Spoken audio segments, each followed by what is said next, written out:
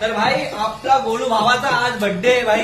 ठीक आहे, एक नंबर विशेष बात आहे. आता बोललो पहिला गोलू भाई तुला बर्थडेची हार्दिक शुभेच्छा. थँक्यू दादा. तू असंच पुढे जा आणि आपला मराठी जमातला पुढं कर आणि आपले मराठी लोक पुढे यायला पाहिजे. आणि आता मी तुम्हाला एक मूर्ती दाखवतो. हे बघा, हे सरकारचा राजा आहे. ठीक आहे, पण सरकारच्या राजामध्ये फेसचा लुकच वेगळा आहे. हे बघा, हनुमंत फेस लावलाय तुम्ही बघा. ठीक आहे, याच्यात काही छान दिसते भाई. इकडं रुबाब कुऱ्हाडी दिसते. कुऱ्हाडी येणार, खाली कुऱ्हाडी. अच्छा, कुऱ्हाड वगैरे येणार, बाकी कोणीच नाही.